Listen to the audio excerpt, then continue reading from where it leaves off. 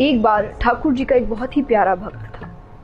वो रोज इमली के पेड़ के नीचे बैठकर ठाकुर जी के भजन कीर्तन किया करता। उसी रास्ते से एक दिन नारद जी जा रहे थे। वो उस भक्त को देखते हैं, उससे पूछते हैं, क्या तुम रोज यहीं बैठकर ठाकुर जी का भजन करते हो? भक्त ने कहा, हाँ, पिछले 30 सालों से मैं ऐसा ही कर रहा हूं। नारद जी बड़े प्रसन्न हुए। उन्होंने कहा कि अभी मैं भगवान से मिलने जा रहा हूं। अगर तुम कुछ संदेश देना चाहते हो या उनसे कोई बात कहना चाहते हो तो मुझसे कह दो। भक्त ने कहा, बस एक प्रश्न है मेरा कि मुझे भगवान दर्शन कब देंगे? नारद जी ने कहा, ठीक है। वो भगवान के पास जाते हैं, भगवान से प्रश्न पूछते हैं। भगवान ने कहा, उस इमली के पेड़ में जितने पत्ते हैं मैं उतने ही वर्षों बाद उस भक्त को दर्शन दूंगा। नारद जी बड़े उदास हो जाते हैं, नीचे आते हैं। भक्त ने पूछा कि आपने मेरा प्रश्न पूछा क्या? नारद जी ने कहा, छोड़ो वो बात, कभी और करेंगे। अरे, भक्त कहते, ऐसे कैसे छोड़ो? मैंने भगवान से वो प्रश्न किया है, मुझे उसका उत्तर चाहिए।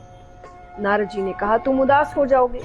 बोले, नहीं, मैं उदास नहीं हूँ, आप मुझे उत्तर बताइए।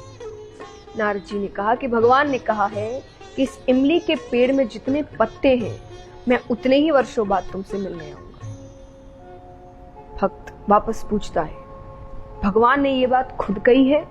नारद जी ने कहा, अपने मुख से कही है। बोले, हाँ। बोले, मुझसे मिलने के लिए भगवान ने ये उत्तर दिया है? नारद जी ने कहा, हाँ भाई, भगवान ने ये कहा है।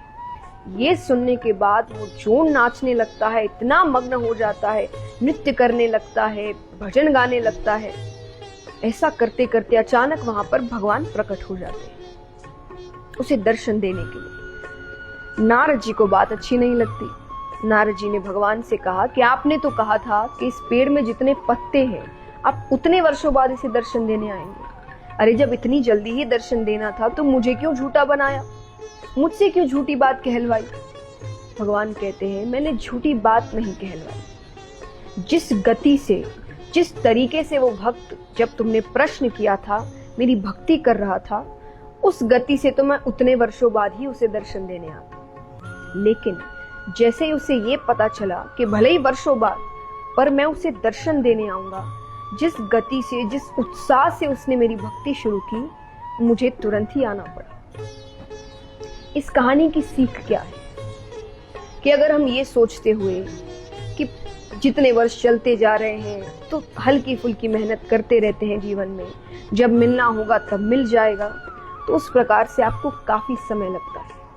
पर अगर आप उन्नति चाहते हैं, सफलता चाहते हैं, तो आपको उस प्रकार की कड़ी मेहनत, उस प्रकार की दृढ़ता, उस प्रकार का उत्साह अपने कार्य में करना होगा। और तभी जिस प्रकार भगवान कुछ मिनटों में ही उसे दर्शन देने आते हैं, बहुत जल्द आपको सफलता प्राप्त होगी। तो मेहनत करिए, पर इस प्रकार करिए कि मानो भगवान आपको जल्द दर्शन देने वाले हैं। उतने ही उत्साह, उतनी ही खुशी और उतने ही दृढ़ता के साथ करिए।